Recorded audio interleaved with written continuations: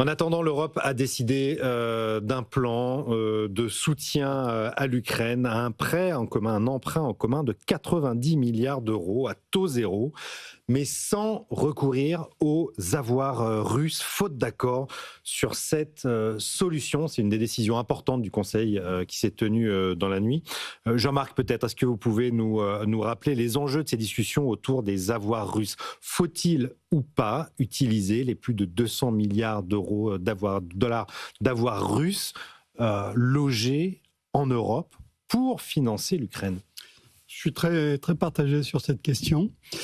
D'un côté, ça semble évident, hein, c'est de l'argent russe. La Russie a envahi l'Ukraine au mépris de toutes les règles internationales fixées depuis la création de l'ONU.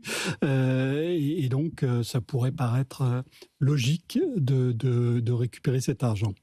En même temps, moi j'ai été très frappé de ce qui s'est passé dans le monde entier quand les pays occidentaux ont décidé de saisir justement cet argent juste après l'invasion de l'Ukraine en février 2022. À savoir ça a été une onde de choc dont on ne se rend absolument pas compte. Si toutes les banques centrales des pays émergents aujourd'hui achètent massivement de l'or, c'est parce qu'elles se disent qu'il va falloir constituer un système monétaire alternatif à celui du dollar.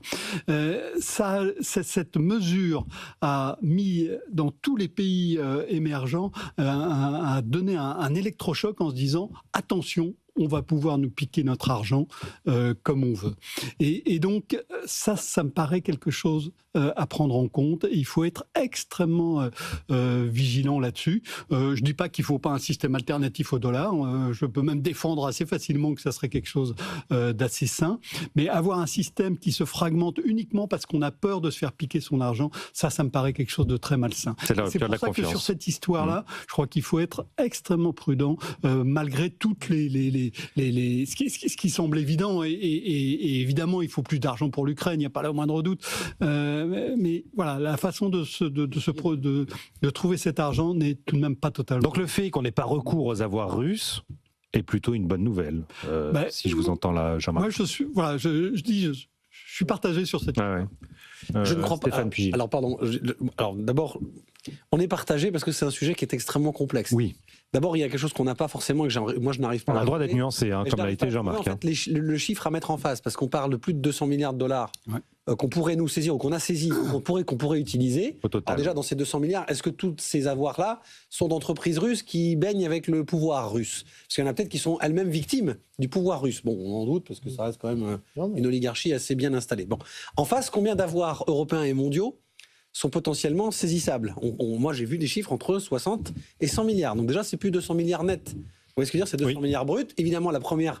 Il va y avoir des mesures de rétorsion, évidemment. Ils feront la même chose en face. Oui. Alors, voilà. Alors, c'est pas des énormes sommes, c'est 2-3 milliards pour des grands groupes comme Leroy Merlin ou Carrefour, etc. Mais ça peut piquer un peu quand même, si jamais on rentrait dans cette phase. Bien sûr. Maintenant, je suis un peu partagé sur ce que dit Jean-Marc, parce que le principe quand même, c'est que les pays émergents, etc., s'ils ont compris que s'ils font quelque chose qui va contre le droit international, on pourrait leur saisir leur argent, c'est quand même un bon moyen de coercition. Ça évite d'aller trop loin dans l'escalade de guerre. Parce qu'il y a 100 ans, ou il y a même 70 ans, si quelqu'un faisait ça, ça déclenchait une guerre mondiale. Parce que c'est parti de trucs comme ça. Hein. Si ce n'est que l'idée, c'est que s'ils le font dans ce cas-là, ils pourraient le faire dans d'autres cas. Voilà.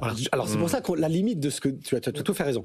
Mais c'est quand même le principe de la coercition financière est quand même préférable à la coercition d'une guerre mondiale où on partirait tous la fleur au fusil. Maintenant, l'autre sujet sur lequel moi, je commence à avoir un énorme doute, c'est qu'on s'est rendu compte en fait, parce que là, pour le coup, on a l'impression que le diable très blanc-noir. Hein. Le diable, c'est la Russie. Les anges, c'est les Ukrainiens, d'un pays qui est quand même, on vient de s'en rendre compte, profondément corrompu. Donc il faut quand même être extrêmement prudent. Là, je le dis très clairement, parce que, c'est très dur ce que je veux dire, je vais me faire plein d'ennemis sur Twitter. L'Ukraine n'est pas un pays dans l'Europe. Donc on n'a pas été envahi, on n'a pas été attaqué. Donc pourquoi ce serait à nous de prendre cette responsabilité, si ce n'est pour protéger nos frontières ? Ça, je l'accorde, mais attention... On voit bien qu'il y a de plus en plus de menaces sur l'espace européen. Je ne veux pas remettre en question le courage des Ukrainiens, y compris le courage de son président, qui se retrouve dans une situation improbable. Je ne remets pas ça en question. Je dis juste, notre rôle géopolitique de l'Europe, c'est-à-dire défendre nos frontières, c'est de faire gaffe à ce qu'on fait quand on prend des décisions très agressive de saisir de l'argent, même si on a le droit mondial, et de le faire pour les bonnes raisons. Est-ce qu'en revanche, on peut se dire, si ça avait été la Pologne qui avait été envahie, là pour moi, il n'y aurait pas de sujet. On saisit l'argent, on arme et on met des chars aux frontières. Là, c'est pas le cas. Et en plus, on se rend compte que si on donne un soutien en faisant vraiment ruisseler de l'argent, on ne sait pas forcément à 100% où il va aller. Voilà. Non, on sait qu'il y a quelques petits sujets de corruption, effectivement. Il faut quand même être très ferme information et il faut se le dire. C'est dur de le dire, mais il faut se le dire. Gilles. C'est vrai que c'est un sujet tragique qui nous dépasse tous. Déjà, par rapport à ce qui a été dit précédemment, sur le plan juridique, c'est pas du tout sûr que ça soit possible de saisir ces avoirs sans contestation. Et c'est même l'inverse. C'est déjà le cas. Non, mais l'inverse, c'est même plutôt sûr. C'est-à-dire qu'effectivement, on fait pas de la politique et encore moins de la géopolitique avec la morale. Et c'est pour ça que je suis devenu économiste, et qu'il y a des choses qui existent dans la réalité. C'est le droit et l'économie. Et effectivement, c'est de l'argent, il est protégé par le droit. Et j'ai lu des travaux, des tribunes, des articles très intéressants de juristes qui nous rappellent que même lors de conflits très violents, etc., il n'y a pas eu de saisie d'avoirs entre belligérants.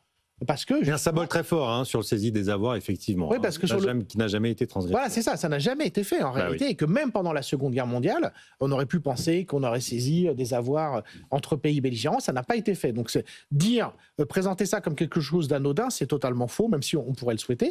Par ailleurs, effectivement, on revoit bien l'échec, effectivement, qu'on vit tous de la construction européenne. C'est-à-dire que, voilà, ce qui serait cohérent, c'est soit on dit qu'on est dans l'amorce d'un conflit avec la Russie, et à ce moment-là, c'est très clair, on remet, moi je pense qu'il faudrait le faire pour d'autres raisons d'ailleurs, mais on remet un service militaire obligatoire pour les filles et les garçons en France. Je pense que vu l'avenir qui s'attend, moi je serais pour que nos jeunes apprennent tout un tas de métiers manuels comme pouvait le faire dans le cas du service militaire, qui sachent se servir d'une arme parce que je pense que l'avenir est assez terrible pour notre jeunesse. Et à ce moment-là, on fait un plan de financement européen, on fait la défense européenne, et je reprends mon argumentation de tout à l'heure, on a de l'argent qui circule en Europe, parce qu'un dernier point que je veux dire, c'est que je pense que pour la plupart des gens, ou en tout cas de plus en plus de gens en France, c'est impossible d'entendre qu'on va aider l'Ukraine, ne serait-ce que par un prêt, quand, dans le même temps, on leur annonce qu'on va avoir des coupes budgétaires dont on parlait au début de l'émission. Et je rappelle, comme je l'explique dans mon dernier livre, que le niveau de vie en France moyen, il baisse. Il baisse. Donc comment expliquer aux gens qui vont de plus en plus mal en France qu'on aide le niveau de vie moyen en France baisse. Lisez mon livre, mon cher Raphaël, et vous verrez que l'inflation correctement estimée avec le prix du logement, bien sûr que le niveau de vie en France, il baisse. Absolument. Je me rappelle bien, je me permets de me relancer. Simplement, l'INSEE, dans sa note de conjoncture, vient de rappeler aussi que le pouvoir d'achat avait augmenté de 0,5 points en 2025.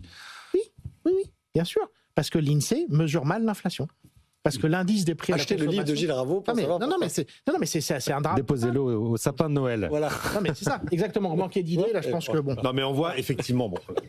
hiatus qu'il peut y avoir entre le financement de pays extérieurs à... Mais Raphaël, attention, l'État russe a attaqué Euroclear. Euroclear, c'est la chambre de compensation belge qui détient finalement le droit des savoirs. Et l'État russe a déjà attaqué donc une entreprise privée qui est censée protéger ses avoirs dans un système bancaire qui, je vous le rappelle, est internationalisé. Je reviens sur ce que je disais tout à l'heure sur BAL 3, etc., etc. Et là, on va être face à une vraie incohérence fondamentale. Donc, c'est pas fini cette histoire. C'est pas fini cette histoire. On aura l'occasion d'en reparler dans Les Experts. Merci à tous les trois, Stéphane Van Nuffel, Gilles Raveau et Jean-Marc Vittori.